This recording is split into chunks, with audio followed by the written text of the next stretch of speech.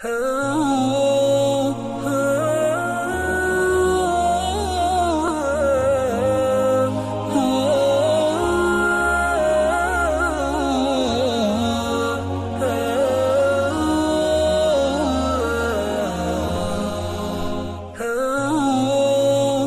شخص